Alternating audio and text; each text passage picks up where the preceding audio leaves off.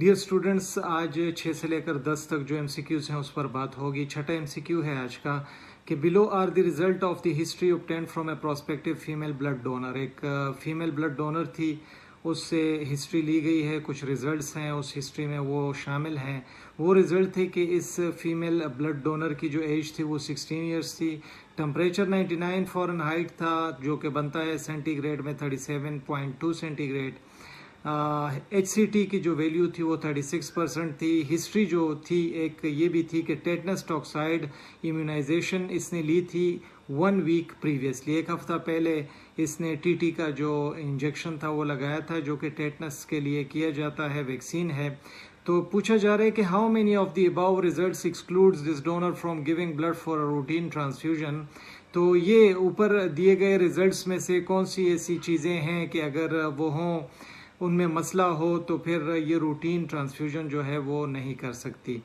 तो ऑप्शन इसमें दिए गए हैं। A नंबर पर है नन, B पर है 1, C पर 2 और D पर 3। तो इसका जो सही जवाब है वो है ऑप्शन नंबर B, यानी HCT जो है इसकी हिस्ट्री में आ रहा था 36%, ये मोर देन 38% होना चाहिए। A donor may be 16 unless state law differs. एक डोनर की एज कम से कम 16 साल होनी चाहिए, फिर भी अगर स्टेट के लॉ में, कानून में कोई चेंज ना आए तो तब तक यही जो है वो फॉलो होना चाहिए। टेम्परेचर जो है वो 99.5 फ़ारेनहाइट या 37.5 सेंटीग्रेड से ऊपर नहीं होना चाहिए। इसका जो हिस्ट्री में था तो वो बिल्कुल नॉर्मल था। Blood pressure must be less than 180 mmHg systolic and less than 100 millimetre HG diastolic, ये होना चाहिए। और पल्स जो है वो 50 to 100 होना चाहिए। Unless an athlete which can be lower. Toxoid and vaccine from synthetic or killed sources have no deferral.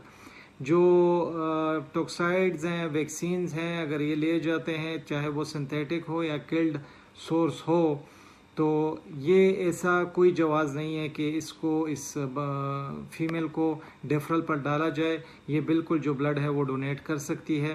तो यहाँ पर जो ऑप्शन नंबर B है 1, तो ये बिल्कुल ठीक है। अच्छा, जो 7वां MCQ है उसमें पूछा जा रहा है कि for apheresis donors who donate platelets more frequently than every 4 weeks a platelet count must be perform prior to the procedure and be at least. जो यहाँ पर एक डोनर है जो कि प्लेटलेट्स डोनेट करता है, और जो टेक्निक है फेरिसिस की टेक्निक है, इससे डोनेट किया जाता है, जिसमें सिर्फ और सिर्फ जो प्लेटलेट्स हैं वो दिए जाते हैं। तो इसके लिए, इस डोनर के लिए जो प्लेटलेट काउंट है वो कितना होना चाहिए ताकि ये प्लेटलेट्स डोनेट कर सके। A नंबर ऑप्शन है 150 मल्टीप्लाई बाई 10⁻³ पर माइक्रोलीटर। B नंबर ऑप्शन है 200 मल्टीप्लाई बाई 10⁻³ पर माइक्रोलीटर। C 250 मल्टीप्लाई बाई 10⁻³ पर माइक्रोलीटर। D ऑप्शन है 300 मल्टीप्लाई बाई 10⁻³ पर माइक्रोलीटर। तो यहाँ पर जो ऑप्शन दुरुस्त है इन चारों ऑप्शंस में से वो है option number A। The minimum platelet count required for frequent repeat donor is 150 multiplied by 10⁻³ per microliter। ये उस डोनर के लिए जो मुसलसल जो एफिरिसिस टेक्निक है उसके थ्रू वो प्लेटलेट्स जो है वो डोनेट करता है। So platelet count is not required prior to the first donation और if the interval between donation is at least 4 weeks. ये बात आपने याद रखनी है कि अगर एफिरिसिस टेक्निक है तो उसमें उस वक्त प्लेटलेट का टेस्ट ज़रूरी नहीं होता जब फर्स्ट डोनेशन हो, या अगर 4 हफ्ते हो गए हैं तो उसमें भी फिर दोबारा प्लेटलेट टेस्ट करने की ज़रूरत नहीं है। ये MCQs थोड़े डिफ़िकल्ट होते हैं, थोड़े कंफ्यूजिंग होते हैं, आप लोग को थोड़ा कंफ्यूजिंग लगेगा ये, लेकिन ये जो ACPI के जो एग्ज़ाम्स हैं, DOH के हो गए, MOH के हो गए, प्रोमेट्रिक के हो गए, तो उसके MCQs ऐसे ही डिफ़िकल्ट होते हैं, कंफ्यूजिंग होते हैं। तो इसलिए इन MCQs को ज़रा ध्यान से देखा करें, समझा करें। 8वां जो MCQ है उसमें पूछा जा रहा है कि prior to a blood donation the intended venipuncture site must be cleaned with a scrub solution containing. जब डोनेशन के लिए बंदा आता है और उसका जो जगह है जहाँ से खून लिया जाता है उस जगह को साफ़ किया जाता है, तो किस सोल्यूशन से, किस स्क्रब सोल्यूशन से, नीचे ऑप्शन दिए गए हैं। A नंबर पर है हाइपोक्लोराइट, B पर है आइसोप्रोपाइल अल्कोहल, C पर है 10% एसीटोन और D पर है PVP आयोडीन कॉम्प्लेक्स। तो यहाँ पर जो ऑप्शन दुरुस्त है वो है option number D.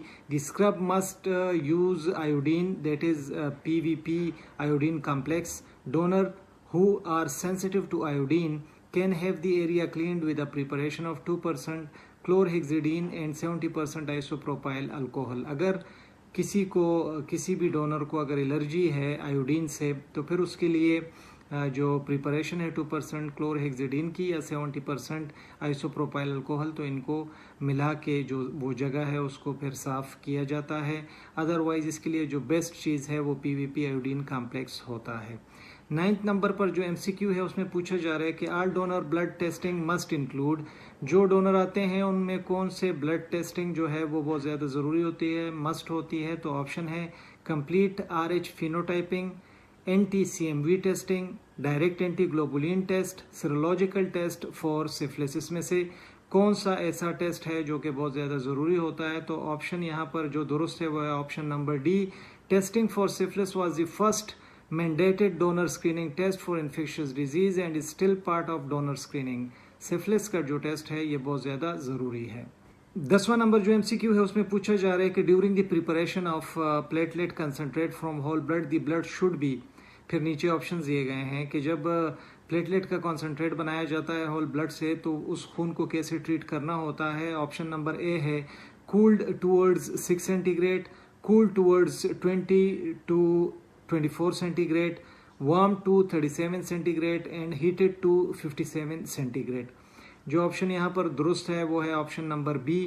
Platelets are prepared and stored at 20 to 24 centigrade for optimum function. तो ये चीज़ याद रखनी है कि जब भी प्लेटलेट्स निकाले जाते हैं, बनाए जाते हैं होल ब्लड से, तो उसको स्टोर रखा जाता है 20 to 24 सेंटीग्रेड पर ऑप्टिमम फंक्शन के लिए। बहुत ज़्यादा शुक्रिया। आने वाली जो वीडियो होगी तो उसमें भी हम 5 से लेकर 10 MCQs जो हैं वो डिस्कस करेंगे। उम्मीद है आप लोगों को पसंद आए हों। अगर पसंद आए हैं तो वीडियो को ज़रूर लाइक कीजिएगा, चैनल को सब्सक्राइब कीजिएगा। अपना ढेर सारा ख्याल रखिएगा। अल्लाह हाफिज़।